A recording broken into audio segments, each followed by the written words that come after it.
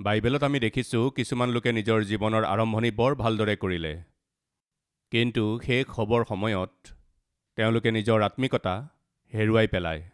দুখৰ কথা, আজি আমি এনেকুৱা কিছু লোকৰ কথা পাতিম যিসকলে নিজৰ আত্মিক জীৱনৰ আৰম্ভণিটো ভালদৰে কৰিলে কিন্তু শেষ ভালদৰে নকৰিলে। এওঁলোক সাধাৰণ লোক নাছিল, বৰ সুখ্যাতি পোৱা লোক। এনেকুৱা বহুতো মহান লোক আছে যিসকলে নিজৰ আৰম্ভণিটো ভালদৰে কৰিলে, কিন্তু শেষৰ ফালে আহোঁতে আহোঁতে তেওঁলোকে নিজৰ আত্মিকতাত ধৰি ৰাখিব নোৱাৰিলে। ঈশ্বৰে কেতিয়াও নিবিচাৰে যে তেওঁৰ লোকসকলে ভালদৰে আৰম্ভ কৰে, ভাল আত্মিকতা, ভাল পৰিয়াল, ভাল পৰিচৰ্যা, আৰম্ভণি সকলো ভালদৰে কৰে, কিন্তু শেষৰ ফালে আহোঁতে আহোঁতে আত্মিকতা হেৰুৱাই পেলায়, লক্ষ্যহীন হৈ পৰে। ঈশ্বৰে নিজৰ লোকসকলৰ পৰা এনেধৰণৰ অন্ত কেতিয়াও নিবিচাৰে। পৌলে কৈছিল, মই যুদ্ধত প্ৰাণপণ কৰিলোঁ, মই বিশ্বাসো ধৰি ৰাখিলোঁ, মই নিজ দৌৰ সম্পূৰ্ণ কৰিলোঁ। আমিও নিজ নিজ আত্মিক দৌৰ সম্পূৰ্ণ কৰিব লাগে। পুনৰাই ক'ব বিচাৰিছোঁ, আপুনি কেতিয়া, ক'ত, কেনেকৈ জন্ম হ'ল তাৰ একো কথা নাই, কিন্তু মৰাৰ সময়ত আপুনি কি লাভ কৰিলে সেইটোহে আচল কথা। যদি আপুনি ঈশ্বৰক মন কৰিব জনাত নিজৰ মন কঠোৰ কৰে, তেন্তে অনন্ত জীৱন নাপাব। আপুনি পাপৰ জীৱন যাপন কৰিব পাৰে, কিন্তু যদি আপুনি সেই পাপতেই মৰে, তেন্তে আপুনি স্বৰ্গলৈ যাব নোৱাৰিব। সেইকাৰণে আপোনাৰ জন্মৰ দিনতকৈ মৰণৰ দিনটো বহুত বহুত বহুত বহুত গুৰুত্বপূৰ্ণ। কি অৱস্থাত আপুনি জন্ম হৈছিল সেইটো নহয়, কিন্তু মৰাৰ সময়ত কেনেকৈ মৰিব সেইটোহে গুৰুত্বপূৰ্ণ। সেইকাৰণে বাইবেলে কৈছে, এজন ব্যক্তিৰ জন্মতকৈ তেওঁৰ মৃত্যু অধিক উত্তম। তাৰমানে আৰম্ভণিতকৈ শেষটো বেছি গুৰুত্বপূৰ্ণ। ব্যৱসায় এটা আৰম্ভ কৰাটো বহুত ডাঙৰ কথা নহয়, কিন্তু তাক আপুনি কেনেকৈ আগুৱাই নিয়ে, লাভত নে লোকচানত। সকলো হেৰুৱাৰ পাছত ব্যৱসায়টো বন্ধ কৰিবলৈ গৈ আছে, তেন্তে সেই ব্যৱসায় ভাল নহয়।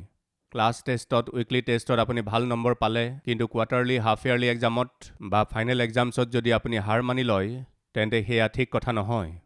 বিয়াৰ আগতে ল'ৰাটো বৰ ভাল আছিল, ছোৱালীজনীও বৰ ভাল আছিল, কিন্তু বিবাহৰ পাছত সেই পৰিয়ালটো যদি দৃঢ় নহয়, তেন্তে সেই ভালৰ কি লাভ। ঘৰ বনোৱাটো ডাঙৰ কথা নহয়, কিন্তু পৰিয়ালটোহে গুৰুত্বপূৰ্ণ। তাত প্ৰেম, একতা, আপোন ভাৱ জৰুৰী। কেইটামান গুৰুত্বপূৰ্ণ কথা মই আপোনালোকক আজি ক'ব বিচাৰিছোঁ, সেইকাৰণে মন দি শুনিব। আদিপুস্তক 6 অধ্যায় 5 পদৰ পৰা। পাছে জিহুৱাই দেখিলে পৃথিৱীত মানুহৰ দুষ্টতা অধিক, আৰু সদায় তাৰ মনৰ চিন্তাৰ সকলো কল্পনা কেৱল মন্দ। এই হেতুকে জিহুৱাই পৃথিৱীত মানুহ সৃষ্টি কৰাত বেজাৰ লাগি মনত বিষাদ পাই ক'লে, মই নিজে সৃষ্টি কৰা মানুহক পৃথিৱীৰ পৰা উচ্ছন্ন কৰিম। মানুহে সৈতে পশু, বগাই ফুৰা জন্তু, আকাশৰ চৰাই, এই সকলোকে লুপ্ত কৰিম, কিয়নো সিহঁতক সৃষ্টি কৰাত মোৰ বেজাৰ লাগিছে। ৰাইট। যেতিয়া ঈশ্বৰে মানুহক সৃষ্টি কৰিছিল, তেতিয়া ঈশ্বৰে মানুহক নিজৰ প্ৰতিমূৰ্তিৰে নিৰ্মাণ কৰিছিল, যাতে তেওঁলোক ঈশ্বৰৰ সৈতে থাকিব পাৰে, তেওঁলোকৰ মাজত সম্বন্ধ থাকে। ঈশ্বৰে এই মানুহক চলোৱাটো ঈশ্বৰৰ ইচ্ছা আছিল। যেতিয়া ঈশ্বৰে মানুহৰ সৃষ্টি কৰিলে, তেতিয়া তেওঁৰ সৈতে তেওঁৰ ভিতৰত নিবাস কৰিবলৈ নিজৰ বাবেও এখন ঠাই যুগুত কৰিলে, যাতে তেওঁ তেওঁৰ সৈতে থাকি তেওঁক চলাই নিয়ে। গতিকে যেতিয়া ঈশ্বৰে মানুহক সৃষ্টি কৰিলে, তেওঁৰ শৰীৰৰ ভিতৰত ঈশ্বৰে নিজৰ বাবে এখন স্থান বনালে, যাতে সেই স্থানত তেওঁ নিবাস কৰে, আৰু সেই স্থানৰ নাম হৈছে হৃদয়। মানুহৰ হৃদয়ত যদি ঈশ্বৰে নিবাস নকৰে, তেন্তে তেওঁৰ জীৱন বৰ খেলিমেলি হৈ যাব। কল্পনা কৰকচোন, এখন বাছ চালকে বাছ চলাই আছে। বাছখন বৰ স্পীডেৰে গৈ আছে, আৰু হঠাতে সেই ড্ৰাইভাৰজনে নিজৰ ছিটটো এৰি আঁতৰি যায়, তেতিয়া যাত্ৰীসকলৰ অৱস্থা কি হ'ব ভাবকচোন। অলপ কল্পনা কৰি চাওকচোন। আপুনি এজন ব্যক্তিৰ সৈতে বাইকেৰে গৈ আছে, বাইকখন স্পীডেৰে গৈ আছে, হঠাতে যদি চালকজনে বাইকখন এৰি জঁপিয়াই দিয়ে, তেতিয়া আপোনাৰ কি অৱস্থা হ'ব ভাবক। ছিটৰ পৰা নামি যোৱাটো বাদেই দিয়ক, চলাওঁতে চলাওঁতে যদি টোপনি আহি যায়, ইমানখিনি হ'লেই আপোনাৰ অৱস্থা বেয়া হৈ যাব। ছিটত আছে কিন্তু শুই আছে, তেতিয়া আপোনাৰ অৱস্থা কি হ'ব ভাবক। মানুহক সৃষ্টি কৰি মানুহৰ হৃদয়ত নিজৰ কাৰণে এখন স্থান বনালে, হৃদয়ত থাকি তেওঁ এজন নাবিক হিচাপে চলাই নিবলৈ ঈশ্বৰৰ মন আছিল। কিন্তু মানুহে কি কৰিলে, যিখন হৃদয়ত ঈশ্বৰ থাকিব লাগিছিল, তালৈ তেওঁ লাহে লাহে পাপক নিমন্ত্ৰণ কৰিলে। চাওক, পবিত্ৰতা আৰু অপবিত্ৰতা, আন্ধাৰ আৰু পোহৰ দুয়ো একেলগে থাকিব নোৱাৰে। আমি জানো যে ঈশ্বৰ পবিত্ৰ। আমাৰ পাপ কৰ্মবোৰৰ কাৰণে ঈশ্বৰে যি পবিত্ৰতাৰে সৈতে আমাৰ হৃদয়ত থাকিব লাগিছিল, সেই পাপৰ কাৰণে তেওঁ আমাৰ হৃদয়খন এৰি বাহিৰ গুচি যাব লগা হ'ল। যেতিয়া ঈশ্বৰে আমাৰ হৃদয়খন এৰি গুচি গ'ল, তেতিয়া সেইখন উদং হৈ পৰিল। ঈশ্বৰ গুচি যোৱাৰ কাৰণে যি উদং হৈ গ'ল, সেই অৱস্থা তেনেকৈয়ে থাকি গ'ল। টকা থকা লোকসকললৈ চাওকচোন, তেওঁলোকৰ সকলোবোৰ থাকে। টকা পইচা থাকে, সম্পত্তি থাকে, সন্তান থাকে, ক্ষমতা থাকে, সকলোবোৰ থাকে। ল'ৰা আমেৰিকাত, ছোৱালী অষ্ট্ৰেলিয়াত, কোনোবা ইংলেণ্ডত, এইদৰে সকলোৱে ভালদৰে ছেটেল হৈ যায়।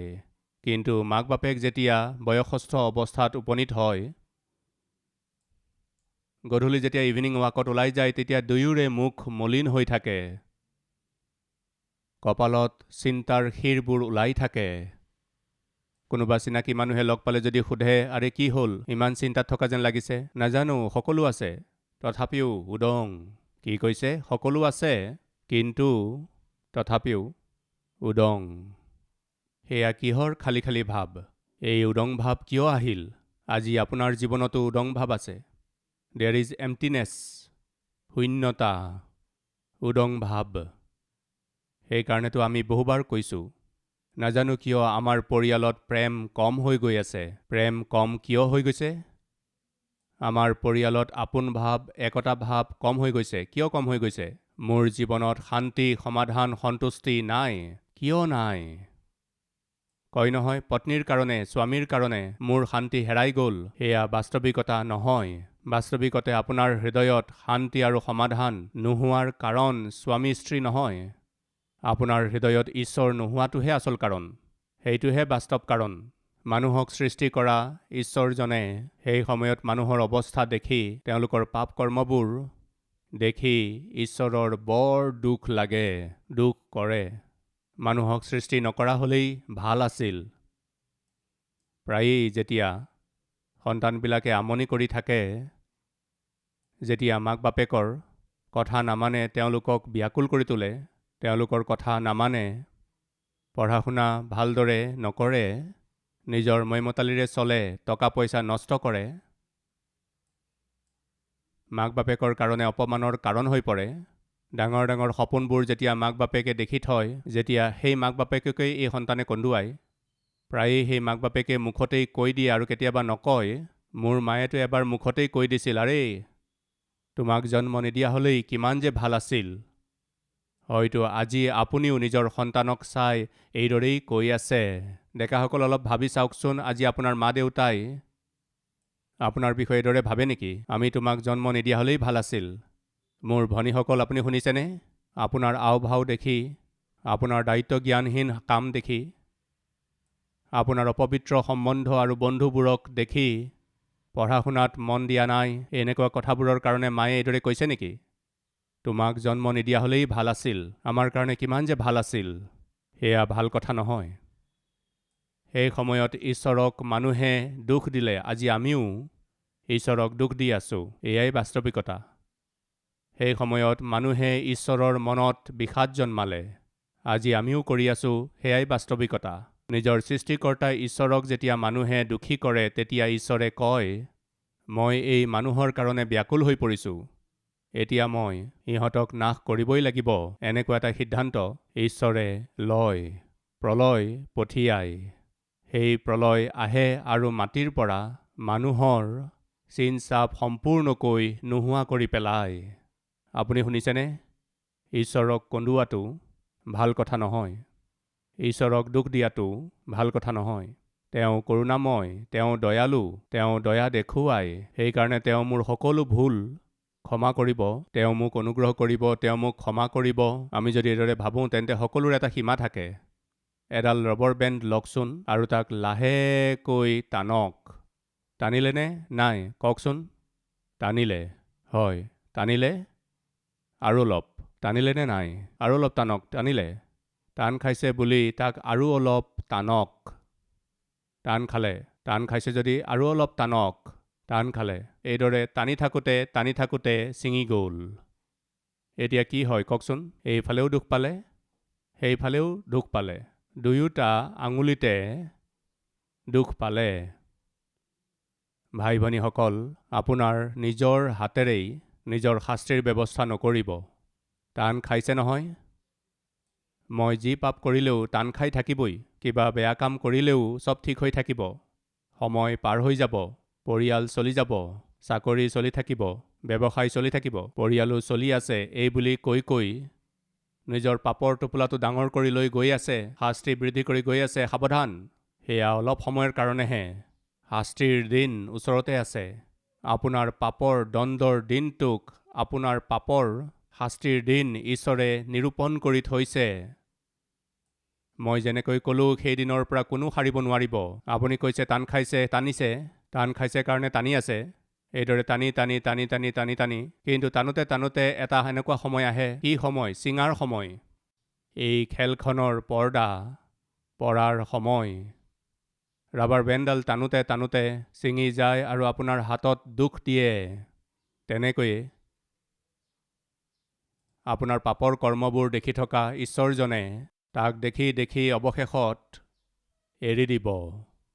আৰু মনত ৰাখিব, সেই সময়ৰ সেই কষ্ট বৰ অসহনীয় হ'ব। এই বুলি কিয় কৈছোঁ? মানুহক সৃষ্টি কৰা ঈশ্বৰজনে ভাবি ভাবি অৱশেষত কি কৰে? হ'ব দে আৰু যাব দিয়া এই বুলি কৈ এৰি দিয়ে নেকি? নেৰে। কি কৰে? মৃত্যুদণ্ড দিয়ে।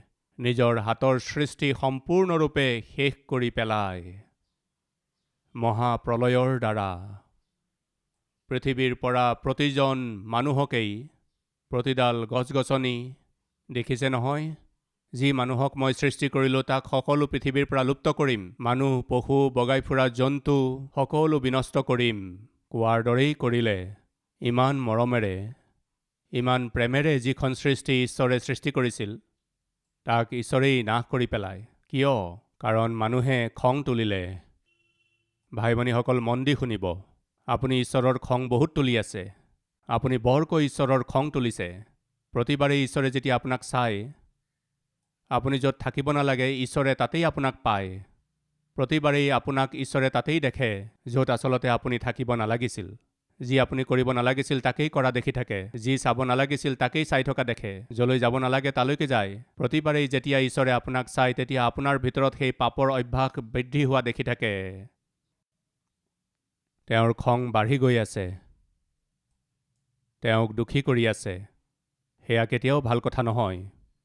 ধৰক, ল'ৰা-ছোৱালীৰ পৰীক্ষা ওচৰ চাপি আহিছে আৰু মাক বাপেকে সন্তানসকলক বৰ মনোযোগেৰে মন দি পঢ়ি থকা দেখে, তেতিয়া কিমান যে আনন্দিত হয়। পৰীক্ষা ওচৰ পালেহি, কিন্তু সেই কথা অকণো চিন্তা নকৰি ফোনত চাটিং কৰি থাকিলে মাৰ খং উঠিবনে নাই বাৰু? পৰীক্ষা ওচৰ পালেহি, তাৰ কথা চিন্তা নকৰি চিনেমা যদি চাই থাকে, মাক বাপেকৰ খং নুঠিব? অহাকালি পৰীক্ষা আছে আৰু আজি গোটেই দিন বয়ফ্ৰেণ্ড গাৰ্লফ্ৰেণ্ডৰ সৈতে কথা পাতি আছে, তেনেকৈ থকা আপোনাৰ মা দেউতাই দেখে যদি, তেতিয়া তেওঁলোকৰ খং উঠিবনে নাই বাৰু? আপুনিয়ে ভাবি চাওকচোন। যেতিয়াই আপুনি নিজৰ পঢ়া শুনাক লৈ অৱহেলা কৰিবলৈ ধৰে, যেতিয়াই আপুনি নিজৰ ভৱিষ্যতক আওকাণ কৰে, যেতিয়াই আপুনি নিজৰ আত্মিকতাৰ বিষয়ক অৱহেলা কৰিবলৈ ধৰে, আপোনাৰ নিজৰ শৰীৰৰ যত্ন নলয়, প্ৰতিবাৰেই আপোনাক যেতিয়া আপোনাৰ মা দেউতাই দেখে, আপুনি তেওঁলোকক দুখ দিয়ে।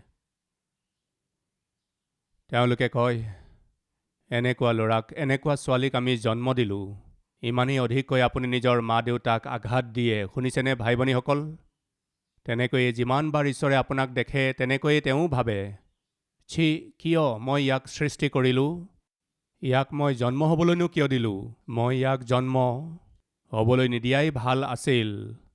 এই জন্ম নোহোৱা হ'লেই ভাল আছিল। ঈশ্বৰে যদি এইদৰে ভাবিছে, তেন্তে শুনক ভাই ভনীসকল, শাস্তি আৰু বেছি দূৰ নাই। এই কথা সদায় মনত ৰাখিব। সেই কালত মানুহক সৃষ্টি কৰি ঈশ্বৰে বেজাৰ পালে। সেইকাৰণে এটা সিদ্ধান্ত কৰে, মই যি যি নিৰ্মাণ কৰিলোঁ সেই সকলোবোৰ ধ্বংস কৰিম। কি কৰিলে? নাশ কৰিলে নে নাই? নাশ কৰিলে। যিদিনা ঈশ্বৰে শাস্তি দিবলৈ মন থিৰ কৰে, তাক কোনেও ধৰি ৰাখিব নোৱাৰে। শুনিছেনে ভাই ভনীসকল? আপোনাৰ পাপ দেখি দেখি যিদিনা ঈশ্বৰে এই সিদ্ধান্ত লৈ লয় যে আপোনাক দণ্ড দিব লাগে, সেইদিনা আপোনাৰ পইচাই আপোনাক ৰক্ষা কৰিব নোৱাৰিব। ঈশ্বৰৰ ক্ৰোধৰ পৰা আপুনি সাৰিব নোৱাৰিব। আপোনাৰ সৌন্দৰ্য, আপোনাৰ ক্ষমতা একোৱেই আপোনাক ঈশ্বৰৰ ক্ৰোধৰ পৰা বচাব নোৱাৰিব। আপোনাৰ নাম, আপোনাৰ সুখ্যাতি, আপোনাৰ পৰিচয়, আপোনাৰ ক্ষমতা, এইবোৰৰ একোৱেই আপোনাক ঈশ্বৰৰ শাস্তিৰ পৰা বচাব নোৱাৰিব। একোৱেই আপোনাক বচাব নোৱাৰিব। সেইদিন অহাৰ আগতেই যদি আজি আপুনি নিজৰ জীৱন শুধৰাই লয় তেন্তে ভাল হ'ব। ঈশ্বৰে ইয়াকেই বিচাৰিছে। আপোনাক শাস্তি দি ঈশ্বৰে আনন্দ নাপায়, কিন্তু নিজৰ ভুল স্বীকাৰ কৰি তাক যদি আপুনি শুধৰাই লয় তেন্তে তেতিয়াহে ঈশ্বৰ সুখী হয়। বাক্যৰ পৰা মই পঢ়িছোঁ, যিহিজকেল 18:23। প্ৰভু জিহুৱাই কৈছে, দুষ্টই যে নিজ পথৰ পৰা ঘূৰি জীয়াই থাকিব, ইয়াত সন্তুষ্ট নহৈ তাৰ মৃত্যুত জানো মই কোনো সন্তোষ পাওঁ? ভাই ভনীসকল, শুনিছেনে? আপুনি মৰিলে ঈশ্বৰ সুখী হ'বনে? আপোনাৰ দুতলীয়া স্বভাৱৰ কাৰণে, আপোনাৰ পাপৰ কাৰণে, আপোনাৰ ভুল কামৰ কাৰণে যদি ঈশ্বৰে আপোনাক শাস্তি দিয়ে আৰু তাৰ ফলস্বৰূপে আপুনি যদি অকস্মাত ক'ৰবাত মৰি যায়, আপোনাৰ সেই মৃত শৰীৰটোক দেখি ঈশ্বৰ সন্তুষ্ট হ'ব জানো? ঈশ্বৰে কৈছে, দুষ্টৰ মৃত্যুত মই জানো কোনো সন্তুষ্টি পাওঁ? তেওঁলোকে নিজ দুষ্ট পথৰ পৰা ঘূৰি জীয়াই থাকিলেহে মই সন্তুষ্ট হওঁ। তেওঁ কৈছে, মোৰ সন্তানবিলাকে যদি নিজৰ জীৱন সলনি কৰে, নিজ নিজ পাপৰ পৰা মন পালতাই, নিজৰ পাপৰ চালচলনৰ পৰা মুখ ঘূৰাই, নিজৰ অপবিত্ৰ কাৰ্যবোৰ এৰি দিয়ে, তেতিয়া মই সুখী হ'ম। আজি ঈশ্বৰে কৈছে, তুমি যদি সলনি হোৱা তেতিয়া মই সন্তুষ্ট হ'ম। তুমি নিজৰ জীৱন সলনি কৰিলে মই সন্তুষ্ট হ'ম। তুমি নিজৰ পৰিয়াল গঢ়িলে মই সন্তুষ্ট হ'ম। নিজৰ অপবিত্ৰ কাৰ্যবোৰ এৰি পাপময় জীৱনৰ পৰা মুখ ঘূৰালে মই সন্তুষ্ট হ'ম। তোমাৰ মইমতালি জীৱনৰ পৰা মুখ ঘূৰোৱা, মই সন্তুষ্ট হ'ম। নিজৰ যৌৱনকালৰ লালসাৰ পৰা, যৌৱনকালৰ অভিলাষাৰ পৰা মুখ ঘূৰালে মই সুখী হ'ম। তাৰ সলনি যদি তুমি পাপতেই জীৱন যাপন কৰি থাকা, মইমতালিৰে জীৱন যাপন কৰি মৰি যোৱা, তাত মই কি আনন্দ পাম? নৰকলৈ গৈ তুমি যুগে যুগে এইদৰে জ্বলি থকাটোত মোৰ কি সন্তুষ্টি আছে? ভাই ভনীসকল, কি কৰিব লাগে? আমি ঈশ্বৰৰ সন্তুষ্টিৰ ভাগী হ'মনে? নে ঈশ্বৰৰ ক্ৰোধত, কোপত? আজি আপোনাৰ যি পাপ অৱস্থা আছে তাতেই আপুনি কৰা পাপৰ বেচ যি মৃত্যু, তাক নিজৰ ওপৰলৈ আনি, য'ত যুগে যুগে ক্ৰন্দন আৰু দাঁত কৰচনি আছে, সেই নৰকলৈ যাব। এয়া আপোনাৰ হাততেই আছে। এই কথাটোক চিন দি থ'ব। দুষ্টই যদি নিজৰ পাপতেই মৰে, তাত মই কি সন্তোষ পাওঁ? দুষ্টই নিজৰ দুষ্টতা এৰাতহে মোৰ সন্তুষ্টি আছে। ঈশ্বৰে কৈছে, মোৰ বোপা, মোৰ আইতি, তুমি পাপত মৰিলে মই সন্তোষ নাপাওঁ। তুমি পাপৰ পৰা মুখ ঘূৰালে মই তোমাক ক্ষমা কৰিম। পবিত্ৰতাৰে চলিবলৈ মই শক্তি দিম। এটা ভাল নাম দিম। তোমাক ধাৰ্মিকতাৰ জীৱন দিম। নিজৰ সকলো বেয়া অভ্যাসৰ ওপৰত জয়ী হৈ চলাৰ অধিকাৰ দিম। সুখ শান্তিৰে ভৰা জীৱন এটা মই দিম। আনৰ কাৰণে তুমি এক সাক্ষ্য যেন হ'ব পাৰে তেনেকুৱা জীৱন, আনৰ বাবে আশীৰ্বাদৰ কাৰণ হোৱা জীৱন দিম। মোৰ কথা মানা। আমি তেওঁৰ কথা মানিলে কিমান যে ভাল হ'ব। সেই কালত মানুহৰ পাপ দেখি ঈশ্বৰৰ মনত বেজাৰ লাগিল। ঈশ্বৰ বৰ দুখী হ'ল আৰু সেইবোৰক বিনষ্ট কৰিবলৈ ঈশ্বৰে যেতিয়া সিদ্ধান্ত কৰিলে, সেই সময়ত ঈশ্বৰে এজন মানুহক পালে। যেতিয়া সকলোৱে পাপ কৰি আছিল, যেতিয়া সকলোৱে নিজৰ মইমতালিৰে চলি আছিল, তেতিয়া এজন ব্যক্তি বেলেগ আছিল। এজন ব্যক্তি আছিল যিয়ে পবিত্ৰভাৱে চলিছিল। কেৱল এটা পৰিয়াল আছিল যিয়ে পবিত্ৰতাৰে জীৱন কটাইছিল। কোন আছিল এই পৰিয়ালটো? আদিপুস্তক 6:8। কিন্তু নোহে জিহুৱাৰ দৃষ্টিত অনুগ্ৰহ পালে। কেনেকৈ? নোহ ধাৰ্মিক ব্যক্তি আৰু সেই সময়ৰ লোকসকলৰ মাজত সিদ্ধ আছিল। নোহ ধাৰ্মিক লোক আৰু সেই সময়ৰ লোকসকলৰ মাজত ধাৰ্মিক আছিল। নোহ ঈশ্বৰৰ সংগে সংগে চলিছিল। আগলৈ চাওকচোন, 12 পদ। পাছে ঈশ্বৰে পৃথিৱীলৈ চাই তাক ভ্ৰষ্ট দেখিলে। যেতিয়া ঈশ্বৰে পৃথিৱীলৈ মন কৰিলে, তেতিয়া কি দেখিলে? সেইখন ভ্ৰষ্ট হ'ল। সকলোবোৰ ভ্ৰষ্ট হ'ল। যেতিয়া সকলো ভ্ৰষ্ট হ'ল, সকলোৱে পাপ কৰি আছিল, কিন্তু এটা পৰিয়াল আছিল যিয়ে পবিত্ৰতাৰে জীৱন যাপন কৰিছিল। কিমান যে ভাল কথা চাওকচোন। মোৰ ল'ৰাটো ভাল, কিন্তু তাৰ বন্ধুবিলাক ভাল নহয়। সেইকাৰণে সিহঁতৰ কাৰণেহে, ফ্ৰেণ্ড চাৰ্কলৰ কাৰণেহে, বন্ধুবিলাকৰ কাৰণেহে মোৰ ল'ৰাটো নষ্ট হৈ গ'ল, এইবুলি কয় মাকে। বন্ধুবিলাকে কয়, আপোনাৰ ল'ৰাটো ভাল নহয়, সেইকাৰণেহে তেওঁলোক নষ্ট হ'ল। এয়া তেওঁলোকৰ কথা। কাউৰীৰ পোৱালীক কাউৰীয়েহে ভাল পায়। যেতিয়া আশে পাশে থকা সমাজখন পাপী আছিল, যেতিয়া সকলোবোৰ মানুহে পাপ কৰি আছিল, তেওঁলোকৰ মাজত পবিত্ৰ জীৱন যাপন কটোৱাটো সহজ জানো? যেতিয়া আমাৰ আশে পাশে থকা লোকে মদ খাই আছে, মদ নোখোৱাকৈ, যেতিয়া আশে পাশে থকা লোকসকলে বেয়া কাম কৰি আছে, পাপ কৰি আছে, দুষ্টতাৰে পইচা উপাৰ্জন কৰি আছে, কিন্তু আপুনি নকৰে। ক্লাছমেট সকলোৱেই চিগাৰেট খাই আছে, মদৰ বটল খালী কৰি আছে, মই মতালি কৰি থাকে, তেওঁলোকৰ মাজত পবিত্ৰতাৰে জীৱন কটোৱাটো কি সহজ কথা? আপুনিয়ে কওক। সাধাৰণতে সহজ কথা নহয়, কিয়নো পাপী লোকৰ ইউনিটি সাধাৰণ ইউনিটি নহয়। আৰে আহিছানে নাই? আৰে নাই আজি মোৰ পইচা নাই। আৰে তুমি কিয় চিন্তা কৰিছা? মোৰ পত্নীৰ মংগলসূত্ৰ আছে, ব'লা একেলগে পান কৰিম। আৰে কেনে বন্ধুত্ব, কেনে ইউনিটি।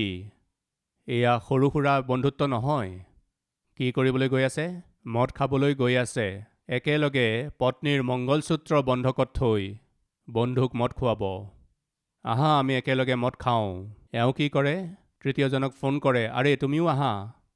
আৰে নাই বন্ধু, মোৰ পইচা নাই। আৰে পইচাৰে কি কৰিবা? সি নিজৰ পত্নীৰ মংগলসূত্ৰ বন্ধকত থৈ পইচা লৈ আহি আছে, আহা। এজন ব্যক্তিয়ে পত্নীৰ মংগলসূত্ৰ বন্ধকত থয়, 10জনে মদ খাই ময়মতালি কৰে। চাওকচোন ইউনিটি। আপুনি যেতিয়া যাত্ৰা কৰে, যিসকল লোকে আহাৰ লৈ আহে তেওঁলোকে আহাৰ খায়, হাত ধুৱে, কিন্তু চিগাৰেট খোৱা লোকসকলে ওচৰত থকাজনক, ব্ৰাদাৰ লাগে নেকি? ৱাহ, হোৱাট এ জেনেৰেচিটি। আৰে ৱাহ, চিগাৰেট খাব নেকি? নোখোজোতেই চিগাৰেট অফাৰ কৰে। মদৰ বটল অনাৰ পাছত, গ্লাছত বকাৰ পাছত ওচৰত থকাসকলক সোধেনে নাই বাৰু? আৰে ভাই, আপোনাকো এক পেগ দিবলৈ বন্ধুত্বৰ প্ৰয়োজন নাই। বন্ধুত্বৰ কোনো প্ৰয়োজন নাই। পাপ কৰ্ম কৰা লোকসকলৰ মাজত চাওকচোন কেনেকুৱা এক সুন্দৰ ইউনিটি। মোৰ কথাৰ অৰ্থ হৈছে পাপ কৰা লোকসকলে, বেয়া কাম কৰা লোকসকলে, নৰকৰ ফালে গৈ থকাসকলে কেতিয়াও অকলে নাযায়, অন্য কেইবাজনকো লগত লৈ যায়। নৰক আমাৰ কাৰণে বনোৱা হোৱা নাছিল, নৰক আপোনাৰ কাৰণে বনোৱা নাছিল। ইয়াত বহি থকা যিমান লোক আছে কাৰো কাৰণে নৰক বনোৱা হোৱা নাছিল। নৰক দুষ্ট শয়তানৰ কাৰণেহে বনোৱা হৈছে। নৰক বনোৱা হৈছে দুষ্ট শয়তানৰ কাৰণেহে। সেই নৰকলৈ শয়তান অকলে যাবলৈ নিবিচাৰে। সেইকাৰণে শয়তানে নিজৰ সৈতে অনেকক লৈ যাব লাগে। আৰম্ভণিৰে পৰাই এতিয়ালৈকে তাৰ এটাই চেষ্টা। সেই চেষ্টা কি? মই অকলে নৰকলৈ কিয় যাম? যিমান লোকক পাৰোঁ সকলোকে লগত লৈ যাম। মই অকলে সেই নৰকৰ জুইত কিয় জ্বলিম, য'ত জুই কেতিয়াও নুনুমাই, পোকবোৰ নমৰে। যিমানক পাৰোঁ সকলোকে লৈ যাম। নৰক আপোনাৰ কাৰণে বনোৱা হোৱা নাছিল, দুষ্ট শয়তানৰ কাৰণেহে নৰক বনোৱা হৈছিল। তেন্তে আপুনি কিয় যাব? আপুনি তালৈ যাব নালাগে। আপুনি যাবলগীয়া অন্য এখন স্থান আছে, আৰু সেই স্থানখনৰ নাম হৈছে স্বৰ্গ। ঈশ্বৰৰ সন্তানসকল থকা স্থান, য'ত ভোক নালাগে, য'ত হাও নাই, য'ত বেমাৰ নাই, য'ত অপবিত্ৰতা নাই। এখন সুন্দৰ স্থান, তালৈহে যাব লাগে। কিন্তু আজি আপুনি কলৈ গৈ আছে? আজি আপুনি খোজ কোনফালে আগবঢ়াইছে জানেনে? সেই নৰকৰ ফালেই আগবঢ়াই আছে। দুষ্ট শয়তানৰ জালৰ ফান্দত পৰি সেই নৰকখনৰ ফালেই আগবাঢ়ি আছে। সেইকাৰণে আজি ঈশ্বৰে মোক পঠিয়াইছে, যাতে মই আপোনাক ৰাখিব পাৰোঁ, যাতে মই আপোনাক ক'ব পাৰোঁ যি নৰকৰ ফালে আপুনি আগবাঢ়ি গৈ আছে সেইখন বৰ ভয়ানক স্থান। যাতে মই আপোনাক ক'ব পাৰোঁ সেইখন বৰ ভয়াৱহ স্থান। আপুনি তালৈ যাবৰ প্ৰয়োজন নাই। ঈশ্বৰে আপোনাৰ কাৰণে স্বৰ্গত অপেক্ষা কৰি আছে। স্বৰ্গত ঈশ্বৰে আপোনাৰ কাৰণে এখন স্থান যুগুত কৰি থৈছে। ইয়াকে ক'বলৈ আজি ঈশ্বৰে মোক ইয়ালৈ পঠিয়াইছে। সুধিব বিচাৰিছোঁ ভাই ভনীসকল, আজি আপুনি কলৈ গৈ আছে? মৃত্যুৰ পাছত আপুনি স্বৰ্গলৈ যাব নে নৰকলৈ যাব? মিছা কথা কৈ প্ৰবঞ্চনা কৰি নৰকৰ ফালে লৈ যোৱা শয়তানৰ কথা শুনিব নে আপোনাক প্ৰেম কৰা ঈশ্বৰৰ কথা শুনিব? সিদ্ধান্ত আপোনাৰ হাততেই আছে।